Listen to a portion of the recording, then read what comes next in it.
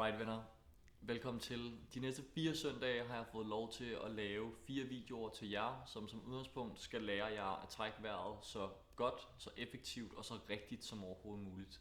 Jeg hedder Anton, og de sidste 6 år har jeg undervist i breathwork og lavet åndedrætsterapi, og det er nogle af de små ting, nogle af de små værktøjer, jeg gerne vil give videre i de næste 4 videoer. Video nummer 1 skal vi snakke om basics, vi skal snakke om, hvordan trækker vi vejret i det vi kalder sådan 9-17 åndedrættet, hvordan trækker vi vejret, når vi går og står og sover og motionerer og alle de sådan helt dagligdagsagtige ting.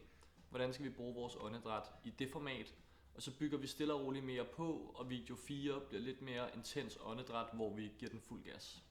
Så regel nummer 1, så vidt muligt, altid, hele tiden, træk vejret med næsen. Og det er der mange grunde til, men først og fremmest er næsen lavet til at trække vejret med. Det er vores grundlæggende, livsgivende værktøj, det er at trække vejret med næsen. Det er fint nok, at vi har mulighed for at bruge munden i ny og næ som sådan en nødindgang og en nødudgang, men udgangspunktet er, at vi altid skal trække vejret med næsen. Og en god påmindelse, en god måde ligesom at få det ind i sin rutine på, det er at øve sig i, hvordan man i virkeligheden sådan lidt ser ud, og både ude på og indeni, når man egentlig trækker vejret. Så noget af det, man kan øve sig i, det er at lukke munden. Det er selvfølgelig svært at vise, mens man snakker, men udgangspunktet er, luk munden, så få tungen helt op i ganen, og tungespidsen rør de 2 forreste tænder. Og når I gør det, så kan man faktisk kun trække vejret med næsen. Det er ekstremt svært at trække vejret med munden. Så udgangspunktet er, så vidt muligt, altid brug næsen. Og hvis man er lidt i tvivl om, hvordan og hvorledes, jamen så sørg for at starte med at lukke munden, placer tungen rigtigt. Det regulerer også ganen og hele strukturen omkring ansigtet, så det er et rigtig godt sted at starte. Nummer 2 udgangspunkt er, så vidt muligt, så meget som muligt, når vi kan, så sørg for at trække vejret ned omkring mellemgulvet, ned omkring maven. Det er lidt et misforstået koncept, det her med, at vi skal huske at trække vejret helt ned i maven.